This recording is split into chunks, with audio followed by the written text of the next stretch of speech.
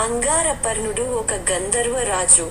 పాండవులు లక్షాగృహము నుండి బయటపడి అజ్ఞాతముగా గడుపు సమయమున ఒకనాటి రాత్రి గంగానది సమీపమున సంచరించు సమయమున ఈ గంధర్వుడైన అంగారపర్ణుడు వీరితో యుద్ధమునకు తలపడి అర్జునుడి చేతిలో చిత్తుగా ఓడిపోయాడు.